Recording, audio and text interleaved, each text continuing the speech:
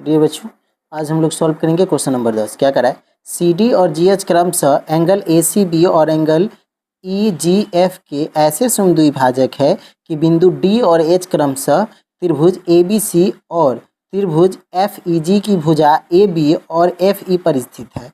यदि त्रिभुज A B C सर्वांगसम है, त्रिभुज एफ ई जी है, तो दर्शाइए कि पहला सी डी बटा G H is equal to A C बटा एफ जी और दूसरा त्रिभुज डी सी बी सर्वांगसम होगा त्रिभुज एच जी ई के और त्रिभुज डी सी ए सर्वांगसम होगा एच जी एफ के। ये 3 पॉइंट्स जो है आपको इस क्वेश्चन में सिद्ध करने हैं, कोई बड़ी बात नहीं है।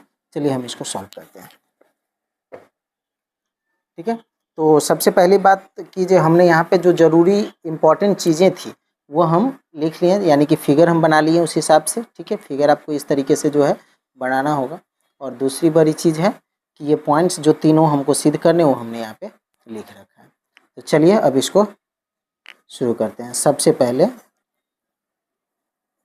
दिया है, इसमें क्या दिया हुआ है कि त्रिभुज ए बी सी सर्वांगसम है त्रिभुज एफ ई जी।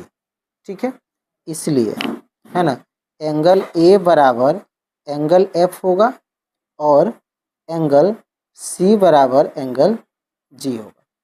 ठीक है, अब चलिए अगले पॉइंट में लिख दीजिएगा 1/2 एंगल सी के और 1/2 एंगल जी के। अब इसी आधार पर हमको क्या पता चल रहा है कि एंगल एक जो है एंगल 3 के बराबर है और एंगल 2 जो है एंगल 4 के बराबर है।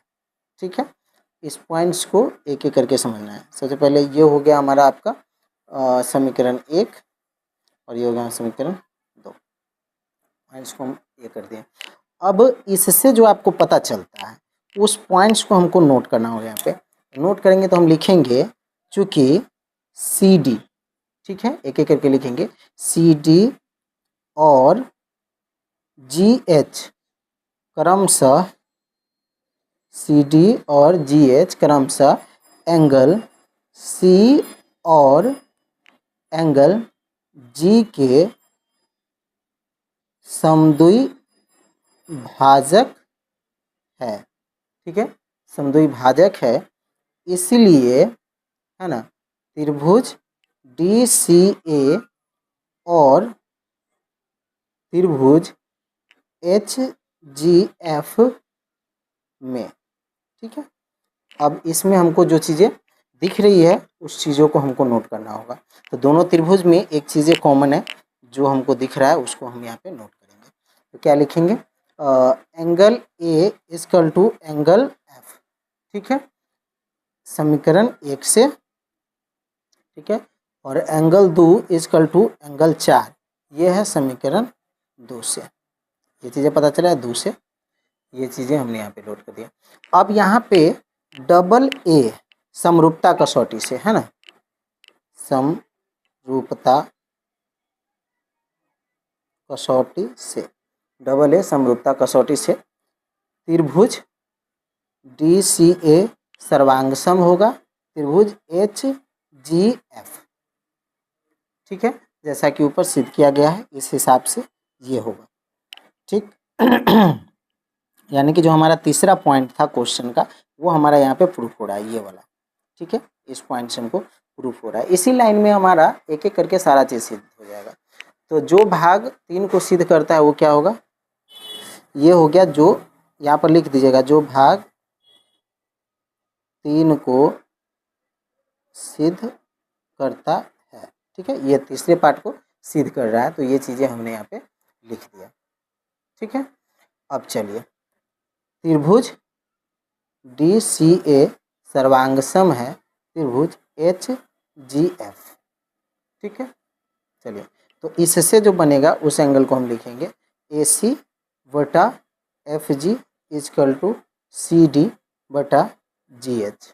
ओके, लिखेंगे यहाँ पे सी डी बटा G H is equal to A C बटा एफ जी। ओके, एक लाइन और यहाँ पे लिखना होगा कि त्रिभुज डी सी बी, है ना, त्रिभुज डी सी बी और एच जी ई में HGE में, है ना। एंगल ए की इक्वल टू एंगल 3, ठीक है। एंगल एक जो एंगल 3 है, तो इसके लिए यहाँ पे लिखना होगा angle B equal to angle E, है ना।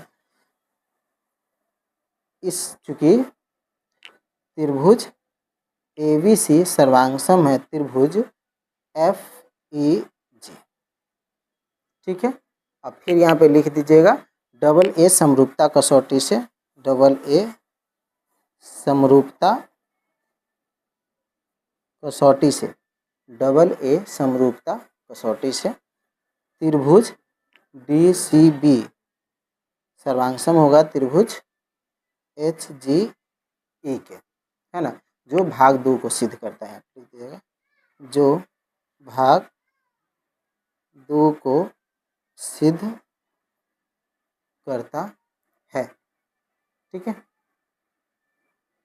चलिए, तो अब जो है ये क्वेश्चन हो गया हमारा सॉल्व।